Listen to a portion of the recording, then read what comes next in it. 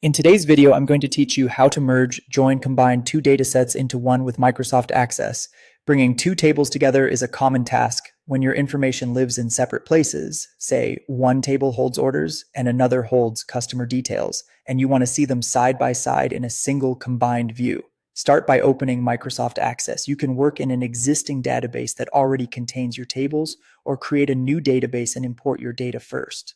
What matters is that both datasets are in Access and share at least one field with matching values, like an ID number, that can be used to connect them. Next, go to the Create tab and choose Query Design. This opens the Query Designer, which lets you build a select query that will merge the records on the fly without changing the original tables.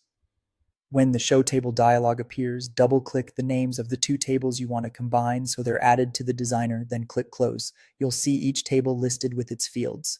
Access often detects relationships automatically. If a join line appears between the two tables, great, that's your link. If not, simply drag the common field from one table onto the matching field in the other. You should see a line connecting them.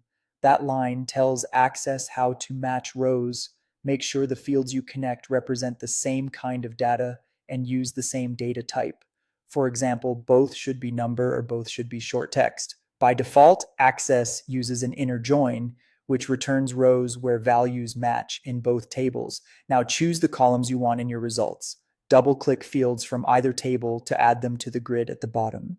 You can mix and match from both tables, remove a field by selecting its column header and pressing Delete, and adjust the display order by dragging columns left or right. To see the combined dataset, go to the Design tab and click Run. Access will display a datasheet showing records from both tables, merged according to the join and limited to the fields you selected. If your results look empty, double-check that the values in the joined fields truly match and that spelling or number formats align.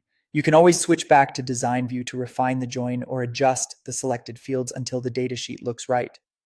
What you're looking at is a dynamic record set. It doesn't duplicate data, it reflects what's in the underlying tables. If those tables are updated, the next time you open or run this query, the results update too. This approach keeps your data consistent and avoids manual copy and paste errors. And that's it. You've merged two data sets in Access using query design, a join line, and a simple field selection, producing a clean, reliable, combined view you can analyze, report on, or share.